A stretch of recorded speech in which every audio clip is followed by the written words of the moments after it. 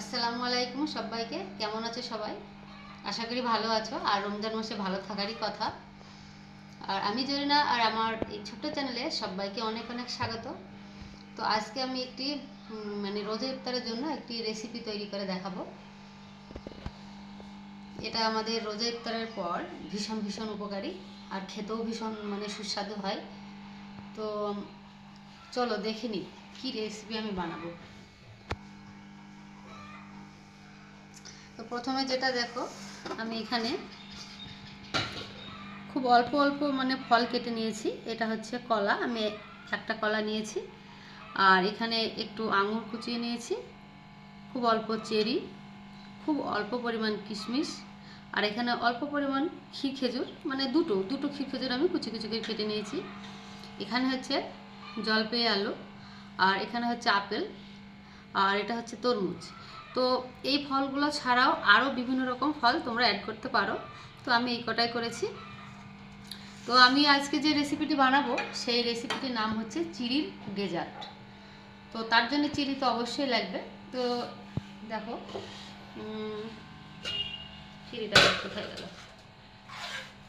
এ দেখো, খুব অল্প পরিমাণে আমি চিড়ে নিয়েছি, কারণ ইফতারের পর তো বেশি খাওয়া যাবে না। তো এই সাইজের এই যে ছোট্ট বাটি, এক বাটি আমি চিড়ে নিয়ে নিয়েছি। তো এখন আমি কি করব, চিড়েটাকে খুব ভালো করে ধুয়ে নেব। হ্যাঁ, আর আমি আগে উপকরণ করা আরও একটু দেখিয়ে দিই, বাকি আছে এখনও দেখাতে।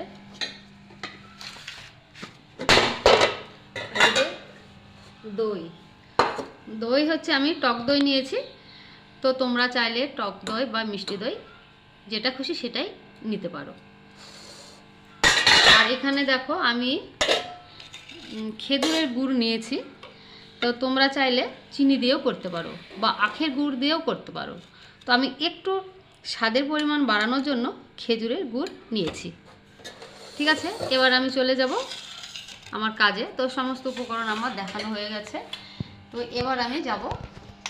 তো প্রথমে যেটা করব সেটা হচ্ছে এই যে চিড়েটা আমি খুব ভালো করে ধুয়ে নেব। খুব ভালো করে ধুয়ে নিতে হবে। এটা 5 থেকে 6 বার ধুয়ে নিতে হবে।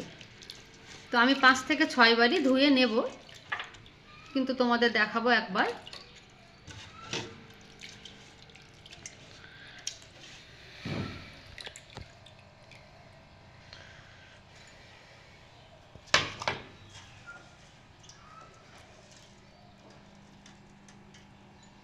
তো চিড়ে আমি ধুয়ে নিয়েছি। এবার একটি বড় পাত্র নিতে হবে। তো আমি এই পাত্রটি নিয়ে নিলাম।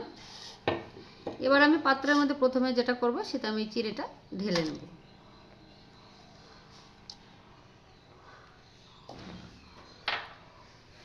এবার যেটা আমি নেব সেটা হচ্ছে দইটা। আমি নেব এই যে দই, এটা আমার ঘরেরই দই, আমি বসিয়েছিলাম।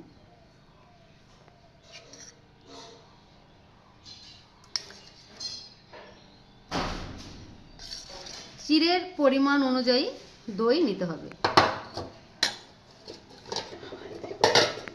এবারে দেখো, দই তো নিলাম।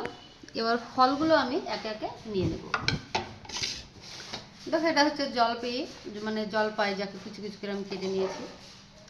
এটা হচ্ছে আপেল, কুচি কুচি করে কাটা। তরমুজ, কুচি কুচি করে কাটা। ক্ষীর খেজুর, ক্ষীর খেজুরটা চাইলে একটু বেশি পরিমাণে নিতে পারো। এই যে কিশমিশ, চেরি,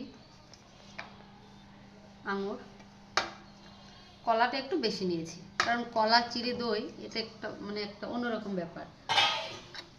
তো সবটাই নিয়ে নিলাম। এবার দেখো, যেটা আমি নেব সেটা হচ্ছে খেজুরের গুড়।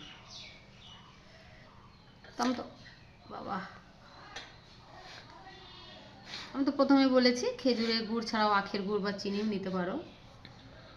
গুড়টা বসে গেছে, একদম দিয়ে জমাট বেঁধে গেছে। আচ্ছা ঠিক আছে, আমি হাতটা ধুয়ে নিই। এবার আমি এটা একটু ভালো করে মেখে নেব। এটা কিন্তু খুব স্বাস্থ্যকর একটি খাবার এবং খেতেও ভালো লাগে। আর এটা কিন্তু রোজা ইফতারের পরে এটা কিন্তু উপকারী আর কি।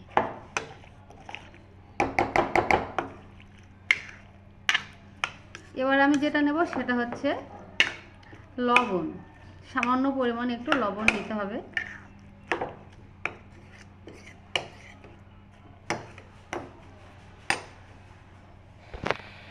লবণটা নিয়ে নিলাম।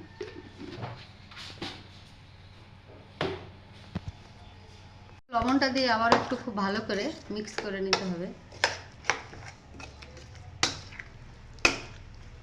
তো আমার প্রিয় বন্ধুরা, এটাই হচ্ছে আজকে আমার ইফতারের খাওয়া। এটাই আমি খাবো ইফতার করার পরে। ইফতার করার পরে আমি কিন্তু রুটি খাই, তো আজকে আর রুটি খাবো না, আজকে এই রেসিপিটা খাবো, সেই জন্য তোমাদের সঙ্গে আমি শেয়ার করলাম। এই রেসিপিটা কিন্তু বাচ্চাদেরও খাওয়ানো যায়, আবার বড়রাও খেতে পারে। তবে রোজা ইফতারের একটা স্পেশাল রেসিপি এটা।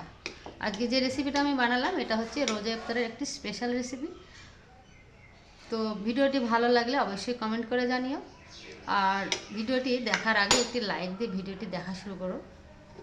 আর চ্যানেলে নতুন বন্ধু হয়ে থাকলে প্রথমেই আমার চ্যানেলটিকে সাবস্ক্রাইব করে বন্ধু হয়ে আমার পাশে থেকো।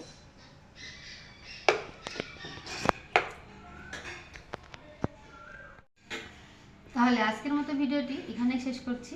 দেখা হচ্ছে আগামী দিন নতুন কোনো ইফতারের রেসিপি নিয়ে। ততক্ষণে ভালো থেকো, সুস্থ থেকো। আল্লাহ হাফিজ।